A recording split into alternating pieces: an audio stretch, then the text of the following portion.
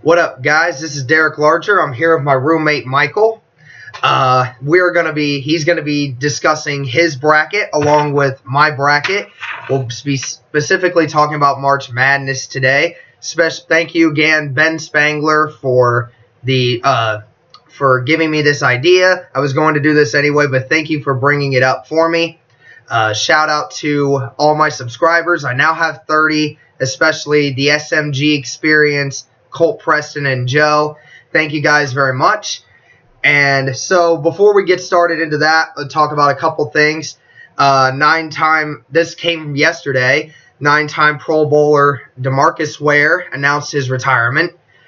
Congratulations on a great career, DeMarcus. And congrats, Tim Tebow, on getting your first Major League hit yesterday. Hopefully that's a sign to come.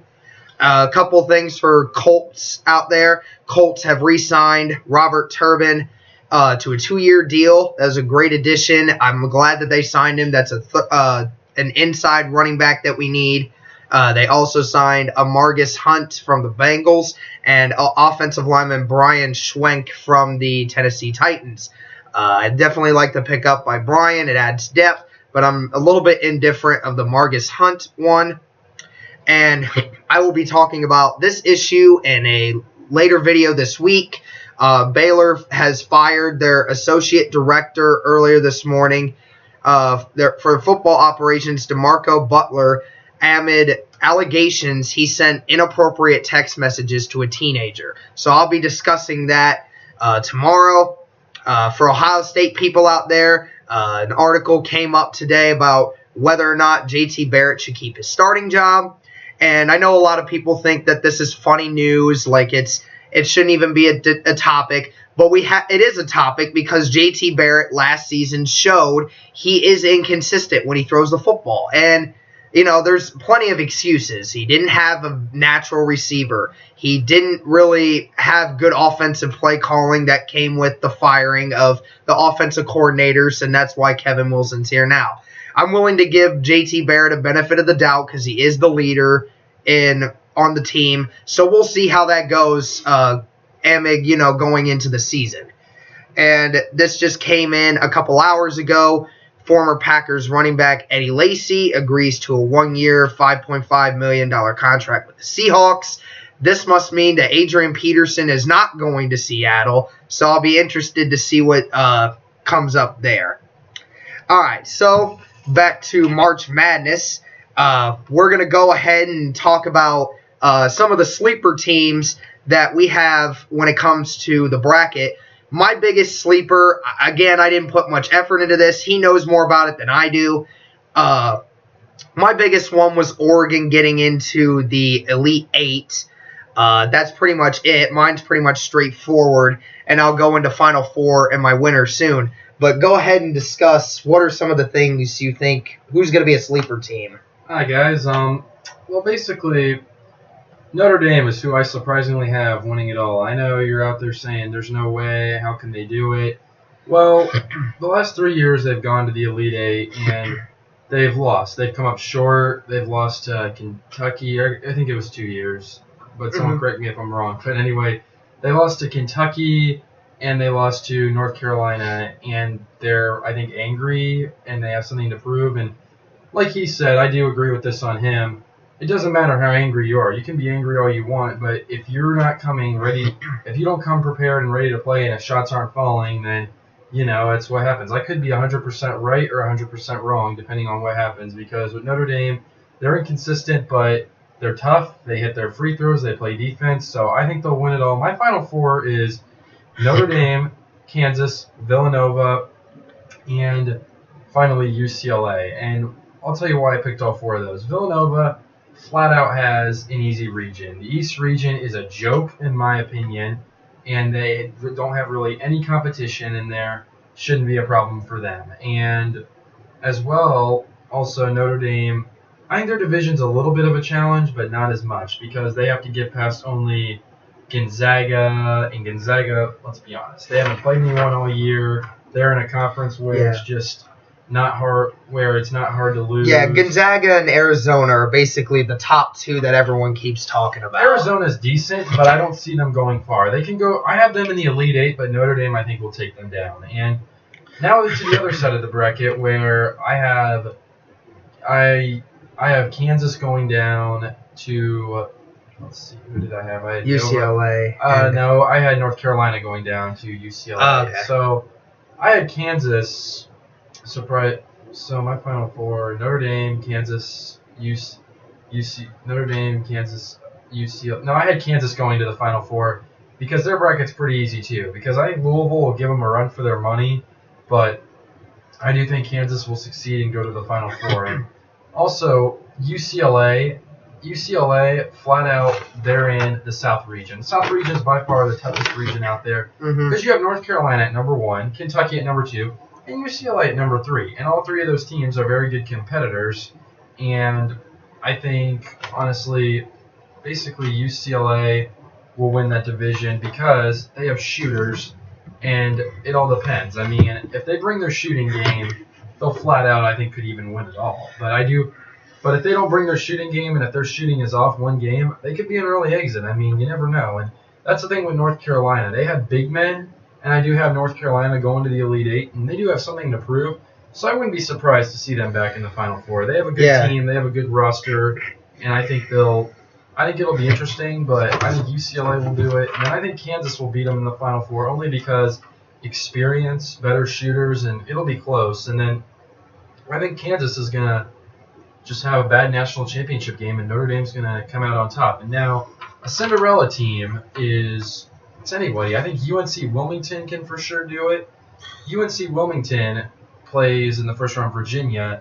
Virginia has a good defense, but if they find a way to break their defense, then they can do it because UNC Wilmington lost to Duke last year in the tournament, and they know they can beat them. And Duke this year is a good team as well, as long as that their shooting game is on. Their second half team with Kennard, they can't have Grayson Allen tripping players, so it all depends. Duke is hit or miss, and heck, I think they can go down to Troy. It's crazy for me to say that, but they've gone down in the past years to 15 seeds as a 2 seed or a 3 seed and so on. And finally, Wichita State can even make a run. They're playing my Dayton Flyers in the first round, and I'm a diehard Dayton Flyers fan. But Dayton's in a tough bracket. It's interesting because I think the committee screwed over some teams that deserve to be in, and they put teams in that I don't think deserve to be in. So it'll be interesting come Thursday afternoon, and Notre Dame plays, so they play at 12:15, so we'll know for sure if they can be champion or not come 2:40, if they play one more game or not. All right, and so you guys heard his pick. Sarah, I know you're going to like that. Notre Dame, he has thinking that it's going to go all the way with them. Some people say the biggest matchup in round 2 is probably going to be Villanova and Wisconsin because a lot of people have Wisconsin going over Villanova because Villanova and Wisconsin match up very well because they're more of guard teams. But we'll see how that goes. I don't see it happening, but a lot of people seem to think it will. It can. And so I have Villanova and Arizona coming out of the East and the West.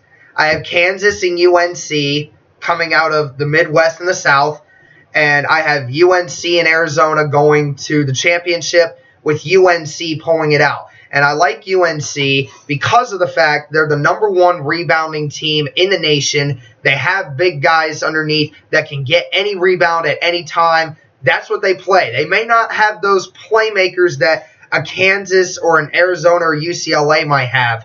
But when it gets down and dirty and they stay close to other teams, UNC is going to dominate the boards, especially against a team that does not have big men. You saw it the other week against Duke.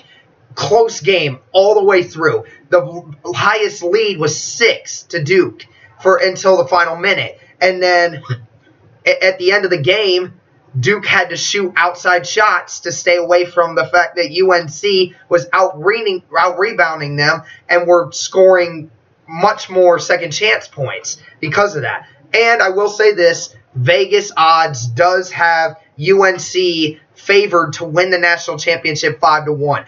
And the second best option in that is Villanova at 6-1. So I am picking the Vegas odd because I think that they do have the best shot And so before I ask you about teams that should have gotten in, there's been a lot of reports that Wichita State got screwed. They thought Wichita State should be a 5 seed in this, like basically replacing a Butler or even or basically anybody in that.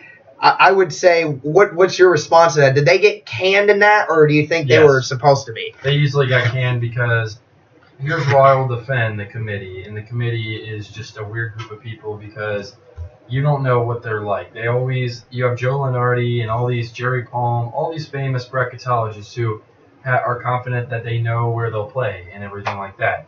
And they screw up something, not screw up, but there's a surprise that the committee will surprise us with. That was a surprise this year, giving Wichita State a 10 seed. And I will defend the committee on this.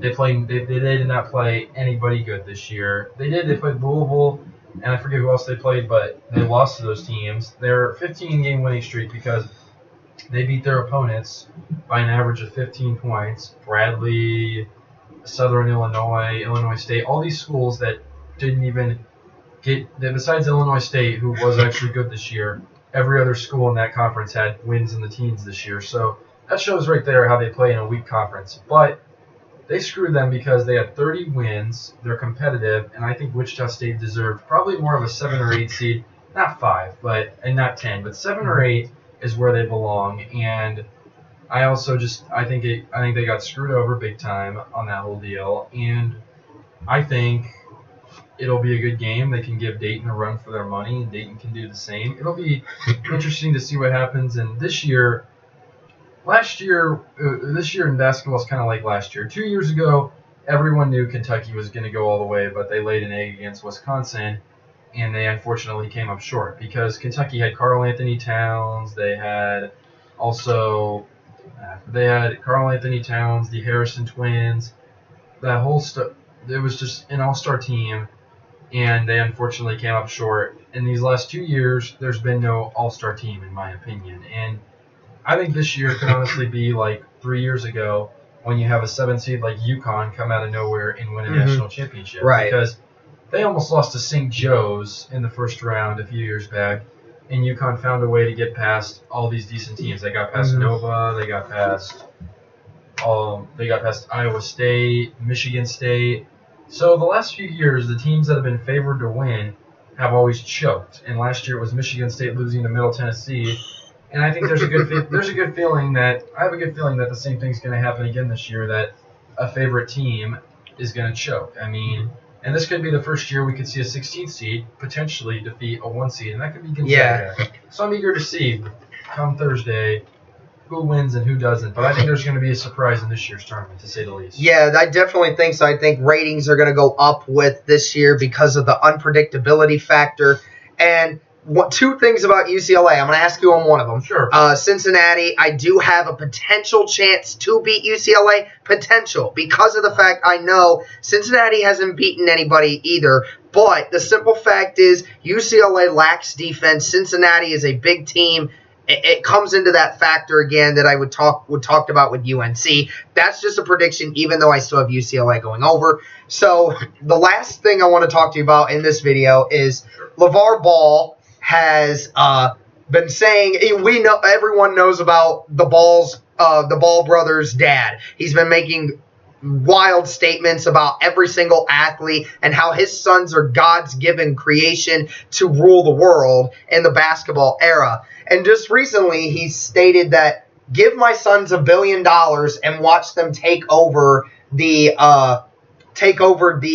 business industry, basically the shoe industry and basketball. What is your reaction to him saying his sons, his 3 sons, not just Lonzo, his 3 sons being worth $1 billion? I think it's just too far. I mean, I love how he's confident in his own sons, but it's not, basketball can't be their whole life. I mean, I think someday they are going to have to find a job, and you're not in the NBA forever. And I think they will go to the NBA. There's no doubt in my mind. All 3 of them will go to the NBA, but they can't focus their lives on basketball. I mean, they have I think they should focus on a job, get a career, something like that. UCLA is a very good school. Coach Alford knows how to develop players. He's there for a reason. And UCLA is a rebuilding program, and I think they're going in the right direction. I really do. And UCLA recruits guys who UCLA and Gonzaga overall have a monopoly all over the West Coast because there's no other decent program in California, Washington, all that area. So they know how to be good every year. They know how to compete, and it'll be interesting to see what happens with the Ball brothers. But I think their dad has taken it way too far to another level. I think he shouldn't be placing something on them because I think there's a lot of pressure on them. You never know. One of them could get an injury for life, and he could make himself look like a fool. I mean, it'll be interesting. And I'm also eager to see, I'll add in with another college basketball team, Kentucky. Of what I'm hearing, there's potentially reports that Calipari could have paid these players to come. I don't know the whole deal, but Kentucky, the thing about it is Calipari is a great coach, but he always expects the 110% out of his players. He's never satisfied, and it's eager because I was even told a joke the other night was more realistic, us winning the lottery or Kentucky's senior night, because it's really none of that's really realistic. I mean, it all depends, and it'll be interesting with what happens with Calipari, LeVar Ball, and the Ball brothers. I mean, they're humble, they're a good group of guys, but I just don't think they should be putting all this pressure on them and saying all this stuff right now because it might not be true. And UCLA, they can go far, but like I said earlier, Cincinnati has great defense. They haven't played anyone. If UCLA comes and if they're not shooting right, anybody can beat them. Right. If they're shooting hot, no one can beat them. They're a hit-or-miss team, and lately they've been the hit team, and it'll be interesting, but I think they can make a run in the tournament. Yeah, it's definitely Calipari's probably feeling the pressure of not winning a championship recently. And I like the fact that LeVar Ball is confident in his kids. I would be too, especially if one's going to be probably a top 5 pick. One's one of the hottest kids in high school right now. I get that. But to say they're worth $1 billion right now is a little far-fetched. I think if Lonzo Ball comes into the NBA, makes change with whatever team he comes to, whether it's the Lakers or anyone else, then you can maybe negotiate that. I mean, the only reason I say that is because Nike gave Ben Simmons a contract for Nike, but yet he hadn't even dribbled a basketball in the NBA yet, and they still gave him that contract. That's the funny part about it, is that, money works in mysterious ways. We'll have to see where that leads up to later on. All right, so this is the March Madness edition of Derek Larger Sports Talk, and I'll be sure to update you guys on a couple other videos here in this week. Until next time, guys, peace.